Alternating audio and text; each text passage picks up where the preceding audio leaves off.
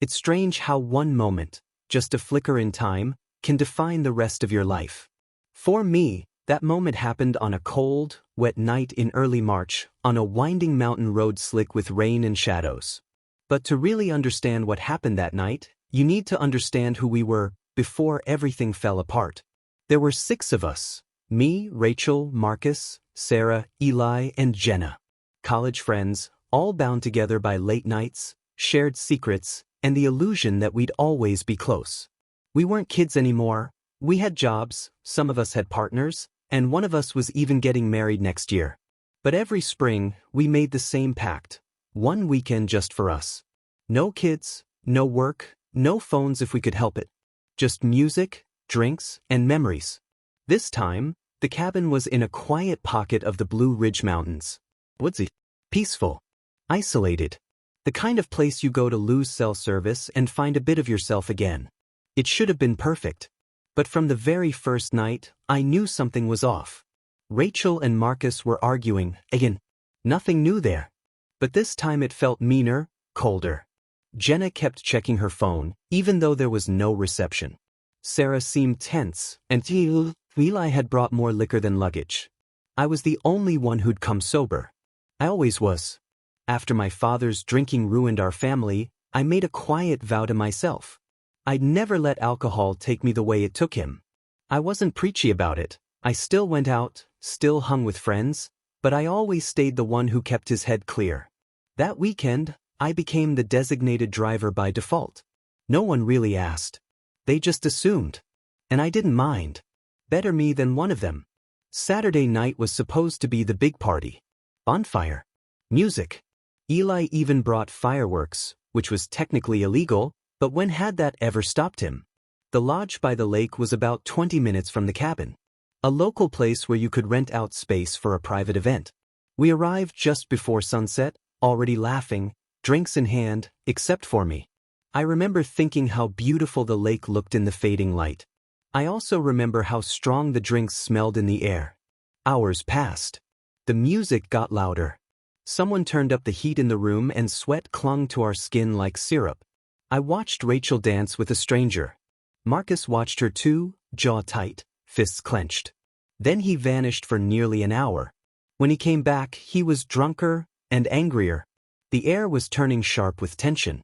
Around midnight, I said we should head back. The rain had started falling heavy by then, pattering on the lodge roof like a warning.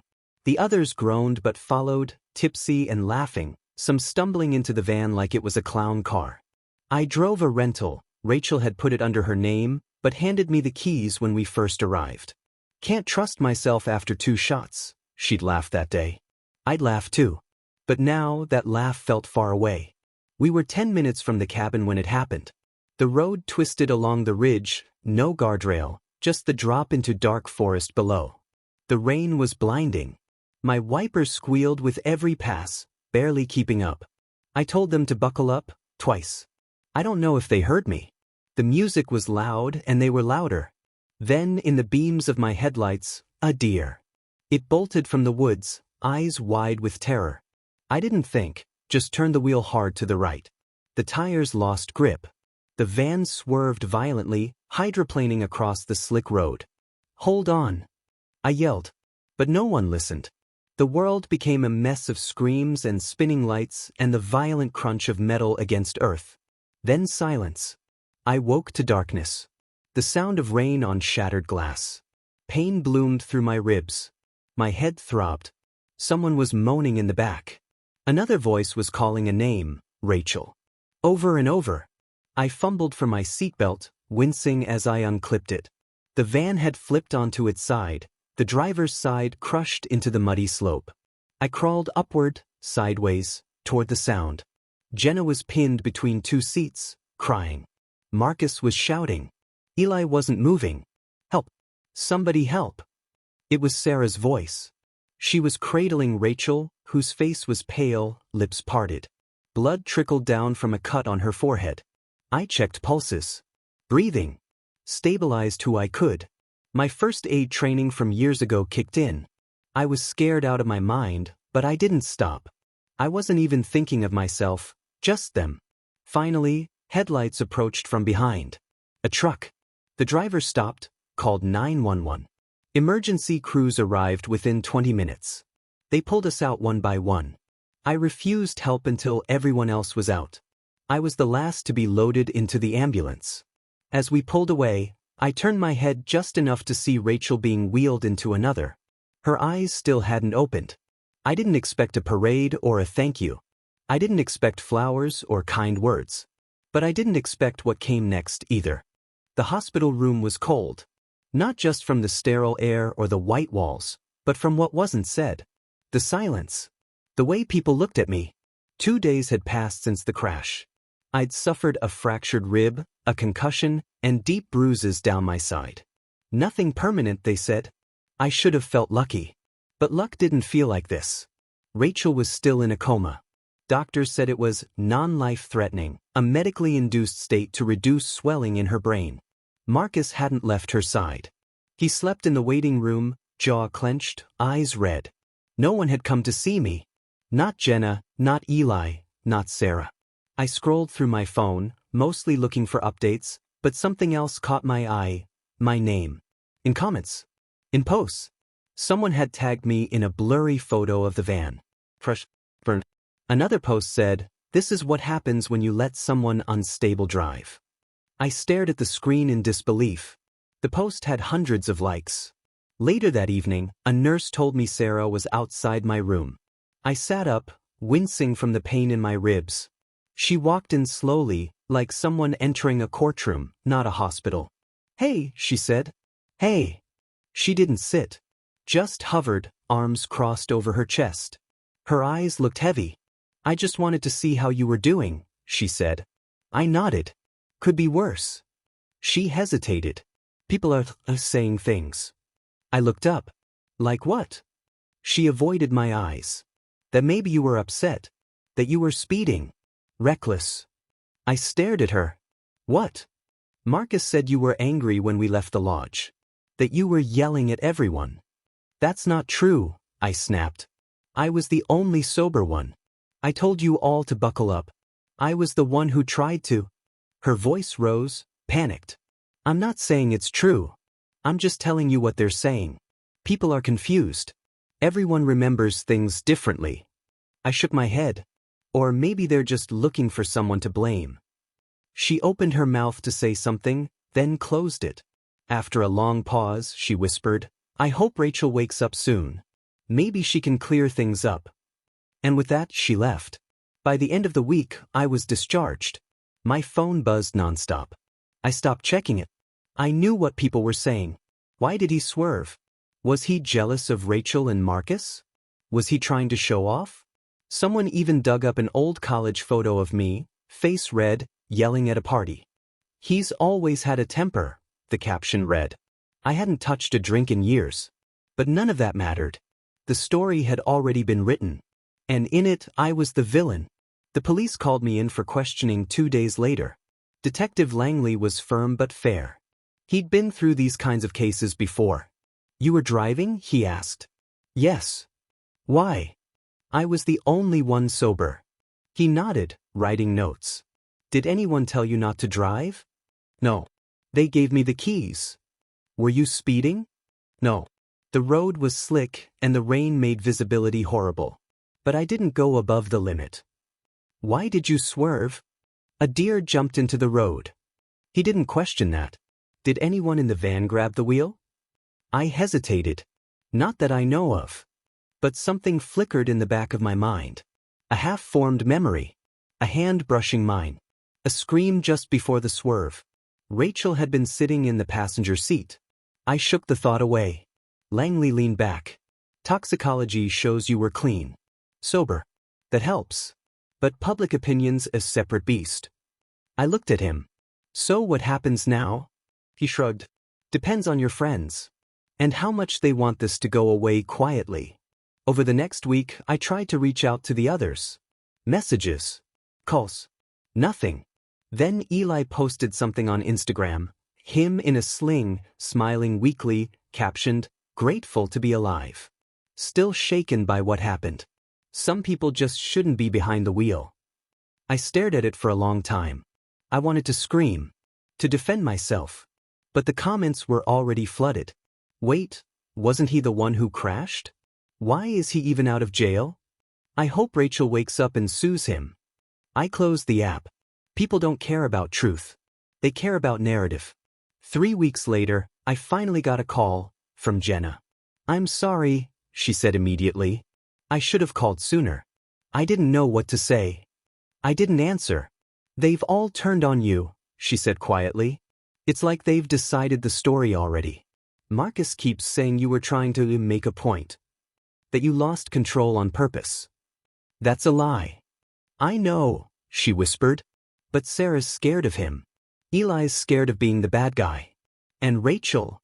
She hasn't woken up. No. I exhaled. They needed a scapegoat. I'm just convenient. She hesitated. What if I told you? I think there's more to the story. What do you mean? I don't know. Just something about that night. I don't remember everything clearly. But right before the crash, I think Rachel leaned toward the wheel. My chest tightened. What? I was in the second row. I saw her reach toward you. Then everything went black. Did she grab the wheel? I don't know. Would you tell that to the police? She paused for too long. I have to go, she said. And just like that, she was gone. I sat in my apartment that night, staring out the window. Rain pattered on the glass. The same sound from that night. Cold, steady, unforgiving. I thought about how easy it was to destroy someone with a half-truth. How memories twist and bend until even the people who lived them can't tell what's real anymore. I thought about how I'd done everything right. Driven sober. Warned them. Stayed calm. And still ended up the villain. It wasn't just about the crash anymore. It was about survival. And the lies we tell to feel safe. It had been a month since the crash, but the silence between me and the others was louder than ever. I kept waiting for someone, anyone, to admit what they all knew deep down. I didn't cause it. But instead of clarity, I got whispers. Online. At work. From friends who no longer return my texts. I wasn't just forgotten, I was marked. Then one afternoon, as I was walking back from the corner store, I saw a figure outside my apartment door. It was Sarah. She looked thinner, nervous, clutching her arms like she was trying to keep herself from falling apart. Can I come in? She asked, her voice barely audible. I stepped aside, unsure whether to feel relief or suspicion. Inside, she stood awkwardly in the living room, eyes darting to the bruises still faintly showing on my face. I shouldn't be here, she said, but I can't keep quiet anymore. I sat down. Then don't. She hesitated for a long time before speaking. The night of the crash. Rachel had been drinking more than any of us knew. I didn't respond. I'd suspected it, but no one would confirm it, until now. She had this bottle in her bag, Sarah continued. She kept pulling from it when you weren't looking. Said it helped her calm down. Calm down from what? She bit her lip. From Marcus. The room went still. She told me in the bathroom at the lodge. Said he'd been checking her phone, asking who she was texting, accusing her of stuff. She thought he was going to propose that night, but she wasn't sure she'd say yes. This was new. And damning, Sarah continued, her voice trembling. When we got in the van, I remember her whispering something like, he's going to make me say yes tonight. He always gets what he wants. She was upset, pacing, drinking. I didn't think it was serious. She reached for the wheel, I said quietly. Didn't she? Sarah nodded slowly. I think she was trying to stop you, or maybe just get your attention. But she leaned in fast. You yelled. Then everything flipped. I closed my eyes, remembering the moment. The blur. The chaos. The sensation of someone pulling the wheel, not me. I opened them again. Why didn't you tell the police? She looked ashamed. Marcus told everyone to keep it quiet. Said you'd try to blame Rachel if it came out. That she couldn't defend herself. He said if we all gave the same story, it would be easier. Cleaner. I felt sick. He threatened us. Not directly, but you know how he is. Controlling. And Eli, he owes Marcus money. He wouldn't dare cross him. And Jenna? Sarah hesitated. She's scared. She said she's starting to remember things differently now. But she's afraid to speak up. I stared at her. And you? Why come now? Because I can't sleep. I see your face in the news, getting torn apart, and I know it's wrong. And I saw Rachel's hand on the wheel. I saw it. You didn't cause this. I stood up, heart racing. Then you need to tell the police. Make a statement. She looked pale. Marcus will destroy me. I stepped closer. He already destroyed me. You're just next on the list. That night, I wrote everything down. Rachel's drinking, Marcus's threats, Sarah's confession. It wasn't evidence yet, but it was something. The next morning, I emailed it to Detective Langley. 2 days passed. Then I got the call. Your friend came in today, Langley said. Made a full statement. I didn't say anything. Just listened. We're reopening the case. And we're going to question Marcus. For the first time in weeks, I exhaled. But just when I thought things were beginning to shift, the worst blow came. Rachel woke up. I found out through a news article. Not a call. Not a text. A headline. Survivor of tragic mountain crash finally awake, ready to tell her side. And in the article? A quote from Marcus. Rachel remembers the accident. She remembers him swerving the car in anger. She remembers the look on his face before everything went black. I nearly dropped my phone. This wasn't real. It couldn't be. Why would she say that? I drove to the hospital the next day. Sat in the parking lot for nearly an hour before building up the courage to go inside. At the front desk, I gave my name. The nurse frowned. Rachel has asked not to receive visitors, especially you. My stomach dropped. I begged. Just tell her I'm here. Please. The nurse looked conflicted, then walked down the hallway. I waited. 5 minutes later, she returned. She said to tell you, you should have died instead. I didn't say anything. I just walked out, head down, trying not to let the nurse see my hands shaking. That night, I stared at my ceiling, trying to process what had just happened. Rachel remembered me swerving. She blamed me. But Sarah saw the truth. Jenna had started to remember, too. So why would Rachel lie? Unless she didn't know. The thought hit me like a slap. She'd been drinking. She was disoriented. She probably didn't remember grabbing the wheel. Or maybe her brain had patched together fragments, what Marcus told her, not what actually happened. He had been by her side every day since the accident, feeding her stories, creating a narrative. And now she believed it. I called Sarah. She doesn't remember, I said. Not clearly. Marcus is filling in the blanks for her. I figured, she said. That's why we need to act fast. Before he buries you permanently. Jenna's the key, I said. If she backs you up, we might have a chance. There was silence. Then, I'll talk to her. The next day, I met Jenna at a small diner outside the city. She looked tired, pale, like she hadn't slept in days.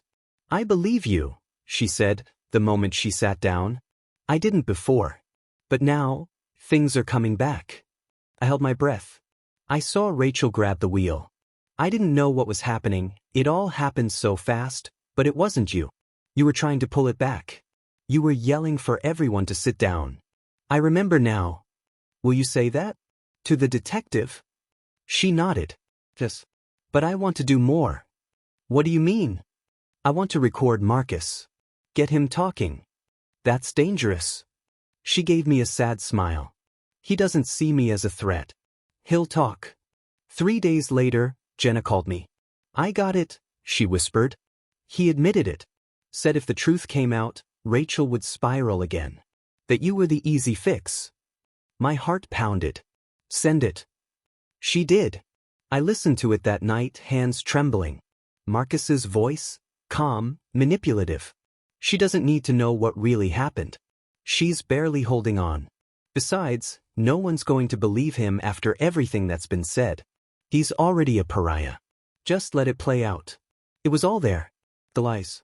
The intent. The plan. I sent the recording to Detective Langley. He called back within the hour. We've got enough now, he said. It's time we talk to Marcus. Officially. By the time the police brought Marcus in for questioning, I thought the worst was finally over. They had Sarah's sworn statement. They had Jenna's audio recording. They had me, the one person who hadn't changed his story once. And yet, a sick feeling clawed at the back of my mind as I sat on the bench outside the police station, waiting. Because people like Marcus didn't go down easily.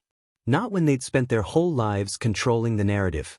Detective Langley finally emerged, a hard look in his eyes. He's denying everything. Said the audio was manipulated. What? I stood up. You heard him admit it. Langley rubbed the bridge of his nose. We believe it's authentic. But his lawyer's already in motion. Trying to get ahead of it, calling it slander, coercion. He's playing the victim, saying you orchestrated the whole thing out of jealousy. I nearly laughed. Jealousy of what? A hospital bed and a destroyed life. Langley gave me a look. You know how these things work. Truth doesn't always matter first. Perception does. And that's when it hit me. We were still playing his game. I could keep trying to fight back in the shadows. One conversation, one statement, one hope at a time. Or I could do what Marcus never expected. I could speak to the world. That night, I opened my laptop. I pulled up everything. Text threads, timestamps, videos from the trip, even voice memos I'd recorded before the crash. I paired them with Jenna's recording. Sarah's written confession. A photo of the bruises I'd taken just days after the accident. Then I sat in front of the camera. I spoke the truth. Not for pity. Not for revenge. But because I was done hiding. The video was raw. Unedited. My voice cracked. My hands trembled. But it was real. I uploaded it at midnight. By morning, it had 300,000 views. By evening, it had over 1 million. The hashtags began to spread. Hashtag truth in the crash. Hashtag justice for the driver. People flooded the comments. Strangers, survivors, people who'd been accused of things they hadn't done. The tide was turning. And Marcus? He went silent. 3 days later, I received a message. It was from Rachel. Just one sentence. I need to see you. Alone. I drove to the hospital that afternoon. She was sitting by the window, wrapped in a light sweater, hair still matted from the weeks in recovery. She looked at me like I was a stranger, and maybe I was after all this. I watched your video, she said quietly. I nodded. And? She didn't respond immediately. Her eyes wandered to the 4 still tucked into her arm. I don't remember pulling the wheel. I swear I don't. But I remember being angry. I remember drinking. I remember Marcus yelling before the crash, telling me not to embarrass him. I think he said something like, if you say no, I'll make sure everyone sees who you really are. I swallowed. You didn't deserve that. She looked down. Neither did you. There was silence. Then she said, I told the police I don't remember the crash clearly. That I may have misremembered things Marcus told me. I told them I believe your side. It was the closest thing I'd get to an apology. And I took it. Because she, too, was a victim. With her statement added to the case, things accelerated quickly. Marcus's lawyer backed out.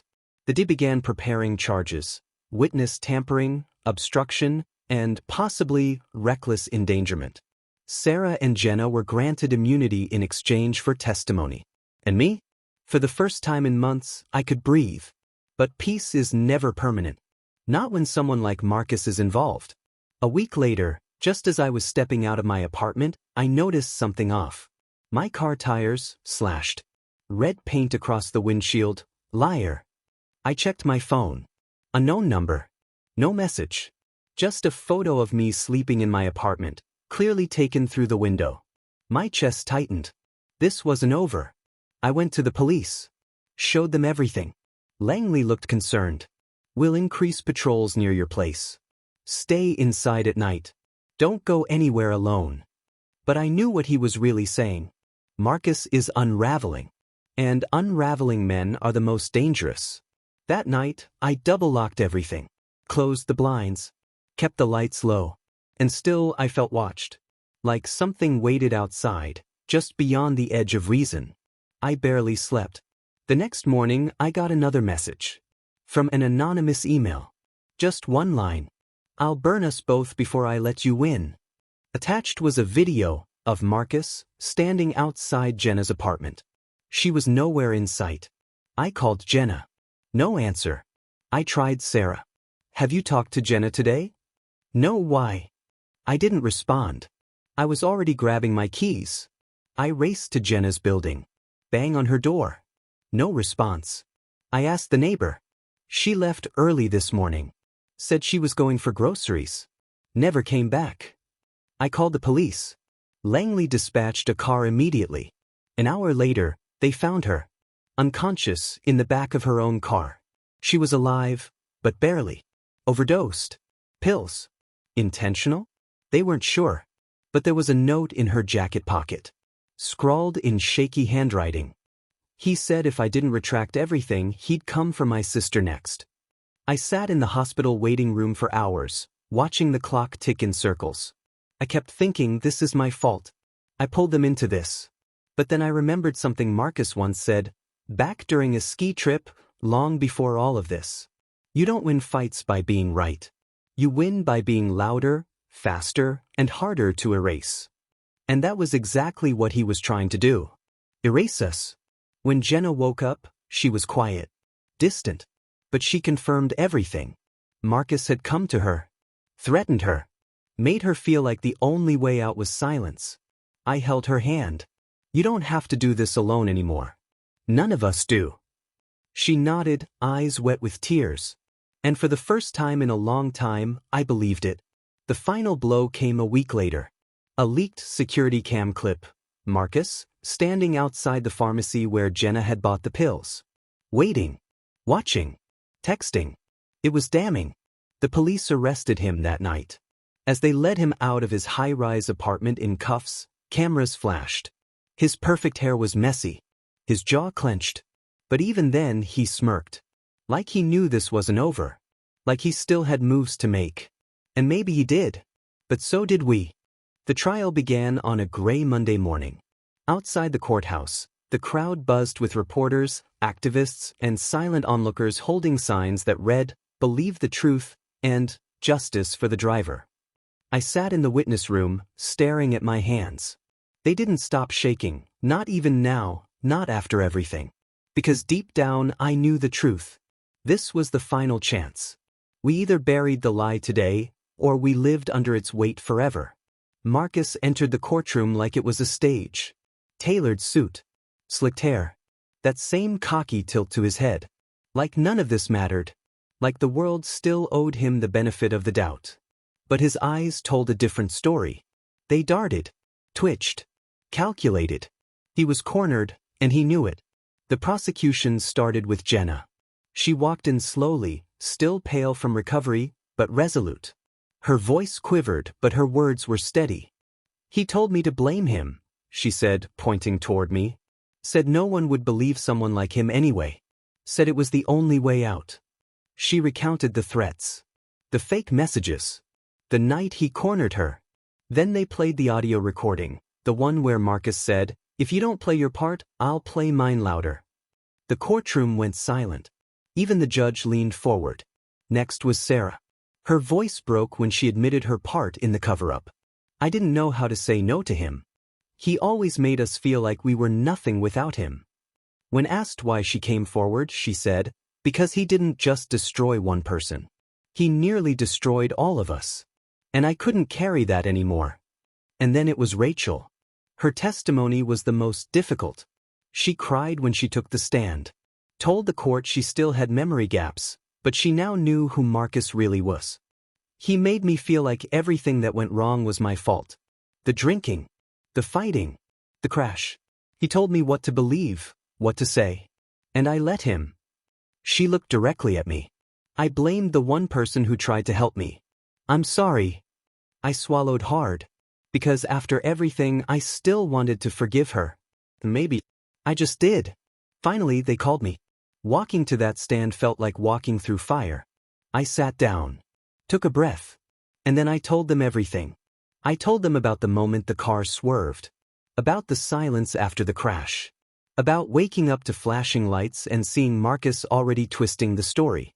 I spoke about the texts, the surveillance, the threats. But most of all, I spoke about the helplessness, about what it feels like when truth becomes a weapon used against you. I didn't crash that car, I said. I tried to stop it. I tried to protect her. And when it was over, I didn't run. I didn't lie. I didn't hide. I pointed toward Marcus. But he did. The defense tried to spin it. They said the audio was inconclusive. They said the witnesses were unreliable. They said I was unstable, obsessed with clearing my name at any cost. But the jury wasn't buying it. Not anymore. The truth was out, and no amount of polish could bury it again. When the verdict came in, we all held our breath. Guilty on all counts. Obstruction of justice. Witness tampering. Intimidation. Endangerment. They didn't charge him for the crash directly, too much gray area. But he was going away. For a long time. And that was enough. After the trial, I walked outside and felt the wind on my face. For the first time, it didn't feel like the world was pressing down on me. It felt open. People approached me. Some thanked me. Some apologized. Strangers, even. But I didn't need their validation anymore. I'd survived the storm. I hadn't burned for their mistakes. Months passed. Rachel moved to another city. She started therapy and sent me a letter every now and then. Sarah went back to school. Jenna launched a small support group for people manipulated by powerful partners. She called it Unbroken. And me? I rebuilt, piece by piece. I still have scars. Some days are harder than others. But I'm alive. And I know who I am. I visit the site of the crash once a year. There's nothing special there now. Just a bend in the road and a guardrail that was replaced a few months later. But to me, it's a reminder of the truth, of what it costs, and of what it's worth. Because when the world turned on me, when they blamed me for the wreck, for the pain, for everything, I didn't fold. I stood. I stayed. And I told the truth until someone finally listened.